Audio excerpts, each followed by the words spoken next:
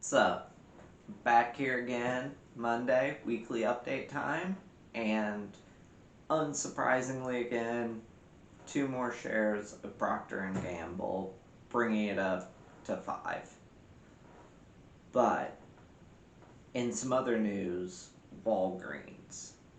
So I hadn't mentioned this on a video, but I decided to actually sell out of Walgreens about 6 days ago, that Tuesday.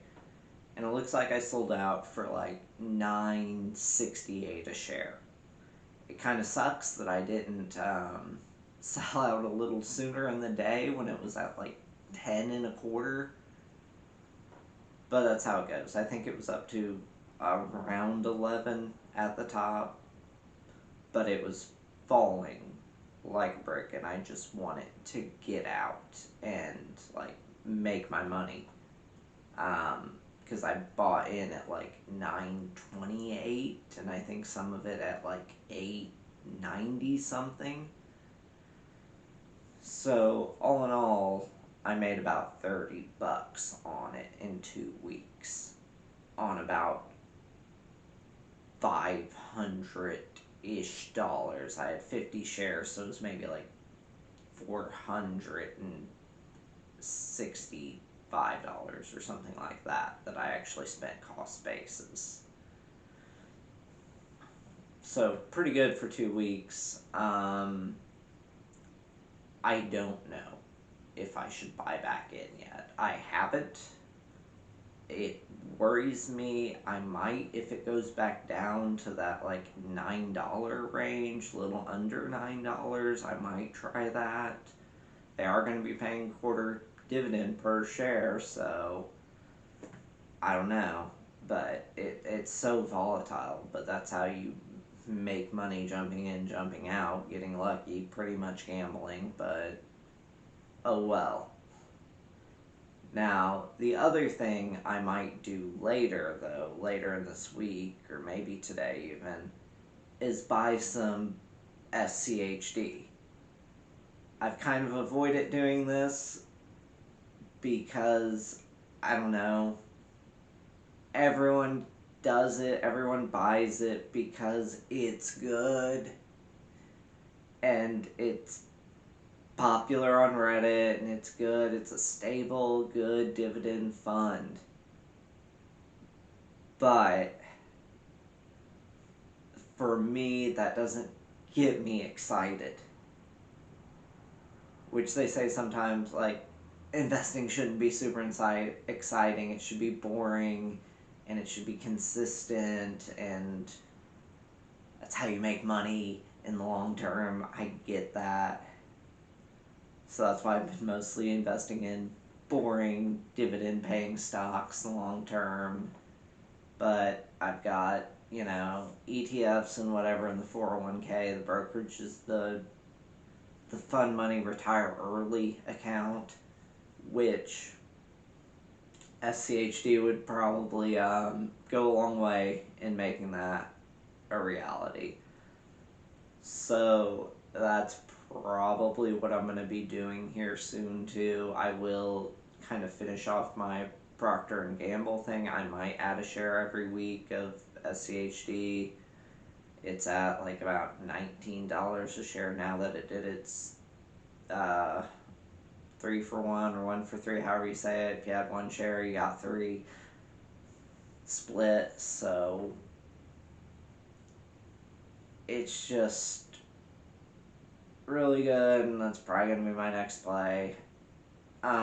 Everything together, though, I think I averaged this out recently and found that I'm getting about 4.1% of my, like, on my portfolio, which kind of did some of the math earlier of like how much I would need to reach my goals and stuff like that, assuming like no growth or no negative growth. And I'm still gonna need to put in like $13,000-ish into this stock and bond portfolio to be able to generate enough income to kind of like pay most of my bills in life. That way, if I lost my job or something, it's not like I have a huge quality of life drop.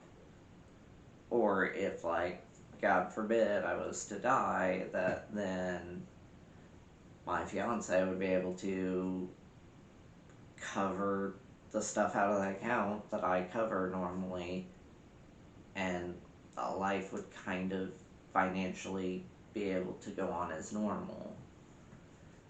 So that's something. Or that, I lose my job, I'm still able to contribute and pay bills that need to be paid without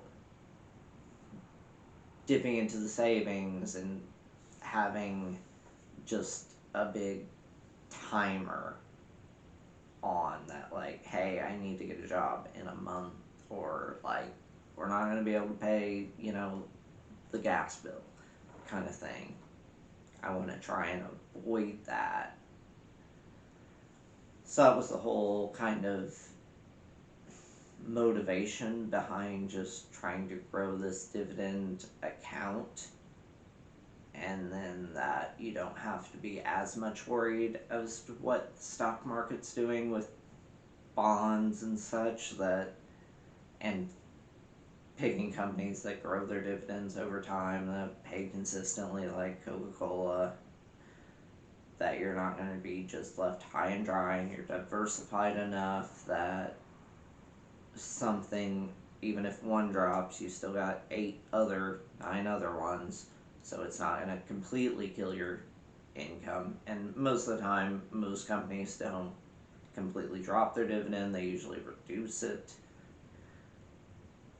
But buying SCHD would kind of fix that. It has that all baked in, it's diversified enough.